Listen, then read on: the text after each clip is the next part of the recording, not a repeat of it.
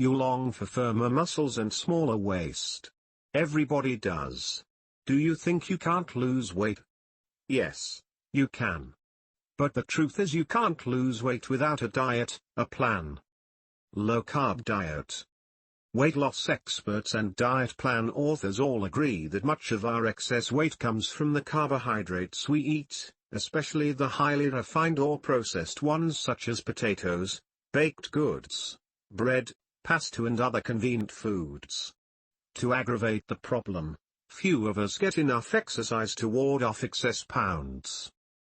The basic science behind the low-carb diet is to limit the consumption of foods with a lot of carbohydrates. The low-carb diet includes many popular weight loss programs such as the Atkins, South Beach, Zone, and Carbohydrate Addict Diet. Does it really work? One of the food groups which the body needs to survive are carbohydrates.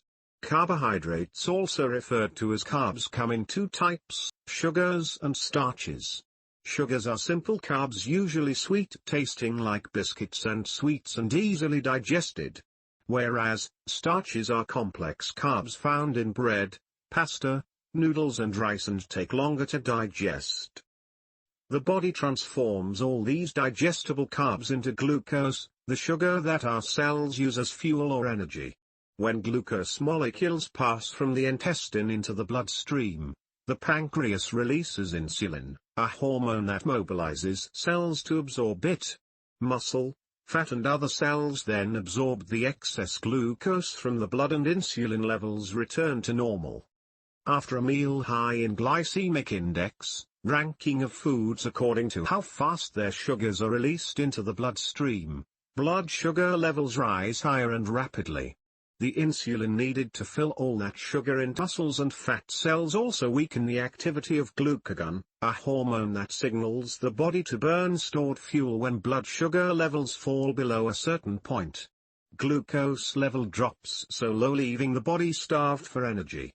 The brain and intestine then send out hunger signals. New cravings are created requiring more carb intake. We then overeat, that leads to more fat, rise in blood insulin level, more hunger, and more weight gain, and the cycle goes on. On the contrary, adhering to a low-carb diet puts an end to this cycle.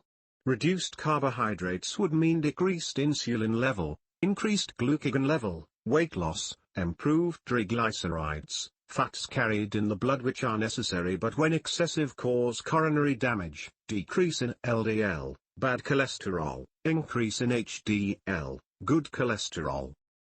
The bottom line, give refined or processed carbohydrates which cause rapid changes in blood sugar, trigger hunger, thereby encouraging overeating that ultimately leads to obesity, smaller spots on your plate. Anyway, nobody ever died from skipping potatoes, pasta, rice and white bread. That said, go get yourself a few good low-carb cookbooks. Better still, leaf through this site's 1,000+ low-carb recipes, a seemingly endless variety of recipes. Try every recipe imaginable and make this diet as enjoyable and diverse as possible.